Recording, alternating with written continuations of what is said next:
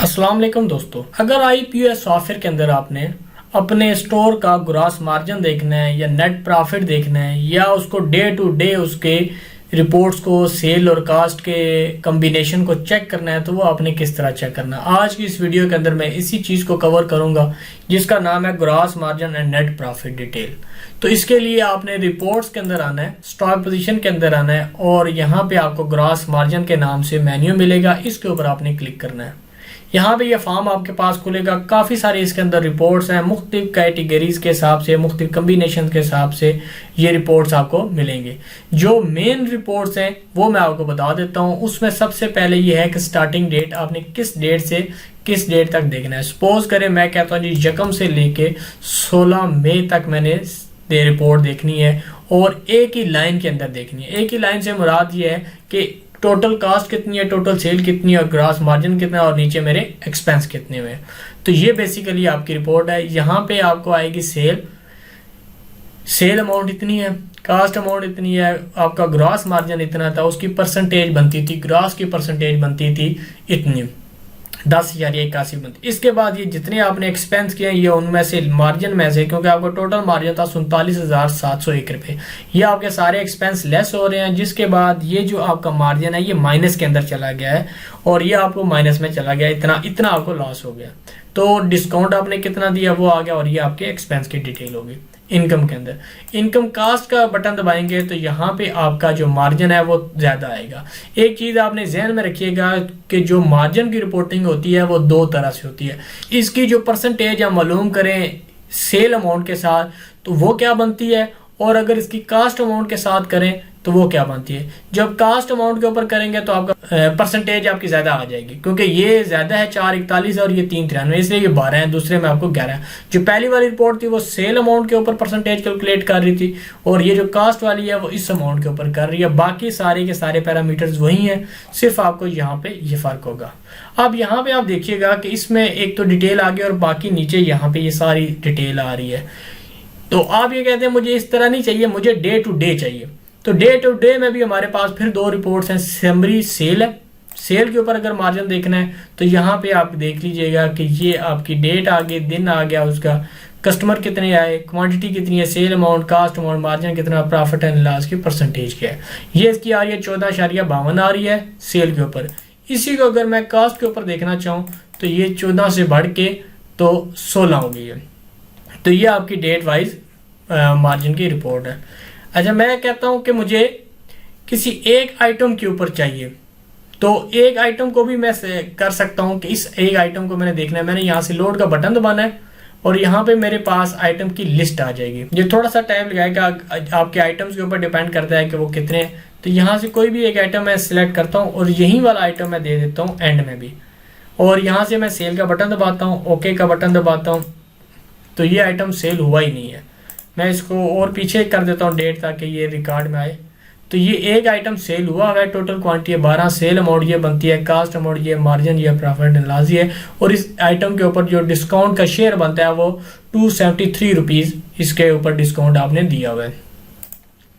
ये तो आपका एक आइटम्स के ऊपर था। आप कहते हैं मुझे एक आइटम्स के ऊपर नहीं चाहिए, मुझे चाहिए किसी खास सप्लायर्स के ऊपर। ये नहीं कि आप कहते हैं मुझे इस सप्लायर की 001 है और ये आपने 001, इस एक सप्लायर के ऊपर इस डेट के अंदर मैं डेट इसकी थोड़ी सी कम कर देता हूँ ताकि रिपोर्ट जल्दी आ जाए।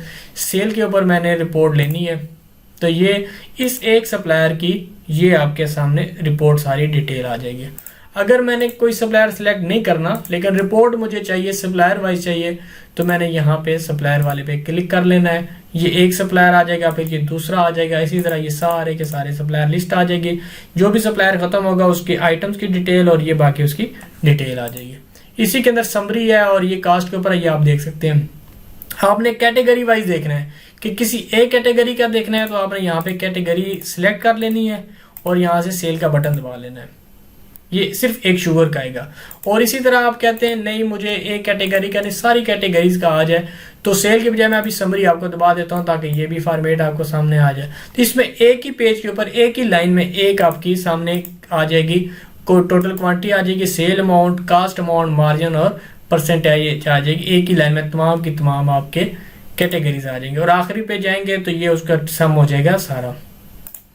अगर आपने सब कैटेगरी के ऊपर देखना है तो उसी तरह अगर ए का देखना है तो सिलेक्ट कर लेना है। अगर आपने सिलेक्ट नहीं करना तो यहाँ पे समरी का बटन दबाएंगे तो ये तमाम जो सब कैटेगरीज हैं वो आ जाएगी। अब यहाँ पे ब्लैंक आ रही है। एक चीज आप ध्यान में रखिएगा, ये सप्लायर में कैटेगरीज में ये ब्लैंक आ सकती है। इसका मकसद ये होता है कि ये जितनी सेल हुई है इसकी कोई कैटेगरीज है ही नहीं, क्योंकि ये जो हमारे कस्टमर है ये कैटेगरीज को मैनेज नहीं करते, इसलिए तमाम की तमाम सेल विद आउट कैटेगरीज के हो रही है, तो इसलिए ये ब्लैंक आ रही है। आप अगर ब्रांड वाइज आपने देखनी है तो एक को देखना है तो सिलेक्ट करके देखना है, अगर आपने सारों का देखना है तो आपने सारे सिलेक्ट कर। इनकी कोई ब्रांड यहाँ पे ये क्रिएट ही नहीं किया हुआ, जिस तरह यहाँ पे इन्होंने कैटेगरीज नहीं की हुई थी। इसके साथ 2-3 रिपोर्टें आपने वैसे अपनी सेफ्टी के लिए देखनी है कि कोई गड़बड़ तो नहीं है। वो बेसिकली ये रिपोर्ट्स है, एक तो ये है कि वो आइटम्स की लिस्ट आ जाए जिनकी कास्ट प्राइस और सेल प्राइस दोनों बराबर, यानी कि आपको आया भी 100 रुपए का और आगे आपने दिया भी 100 रुपए का है, एक तो ये रिपोर्ट आ जाए। तो ये बहुत कम आइटम्स में होता है लेकिन मुमकिनात में से है, लेकिन आप इसको रीचेक भी कर सकते हैं। दूसरा जो खतरनाक चीज है वो ये है कि आपने लिया 100 रुपए का और सेल आपने 90-95 का किया, यानी कास्ट से कम किया, तो ये वाली रिपोर्ट आपने दोबारा ये देखनी है कास्ट। इसके बाद bye station wise, multiple station चल रहे हैं तो ये स्टेशन वाइज आपको मिल जाएगी रिपोर्ट, और बाकी जो रिपोर्ट है वो आप यहाँ पे देख सकते हैं। इनकम कास्ट समरी की आ जाएगी, यहाँ पे ये एक ही आ जाएगी, इस डेट के अंदर सेल कितनी हुई है, मिसलिनियस एक्सपेंस कितने, बेसिकली ये एक्सपेंस को भी प्लस करके आपके सामने लेके आएगी। इसी तरह अगर आप यहाँ पे इनकम समरी के ऊपर क्लिक करेंगे तो ये आपको आ जाएगी। इनकम कास्ट समरी पे क्लिक करेंगे तो ये कास्ट के ऊपर परसेंटेज कैलकुलेट होके आ जाएगी। अगर आपने मंथली वाइज देखनी है, एक चीज मैं आपको मंथली के हिसाब से देखनी है तो यहाँ पे अगर आप क्लिक करें तो ये आपका आ गया जी जनवरी। इसको मैं डेट कर देता हूँ पीछे, ये आ गई डेट पीछे और यहाँ पे मैंने मंथली का बटन दबाना है। अब आप देखिएगा ये मंथली की रिपोर्ट है। यहाँ पे ये आपके कैरेज ट्रांसपोर्ट है, ये ऊपर आपके सारे एक्सपेंस आ गए, ये सैलरीज आ गई और ये सेल आ गई। ये मंथली की है। इससे सेल अमाउंट, कास्ट अमाउंट और ये और बाकी जो आपकी स्टेशनरी है वो ये है, और जो प्लस माइनस है वो ये है। इसी तरह फरवरी के अंदर आ जाएगा, मार्च के अंदर आ जाएगा, और ये बाकी जो भी आपके महीने हैं ये मंथ वाइज आपके सामने रिपोर्ट आ जाएगी। उम्मीद है दोस्तों कि मेरी ये आपको वीडियो पसंद आई होगी। कमेंट्स के अंदर जरूर इसका इजहार कीजिएगा।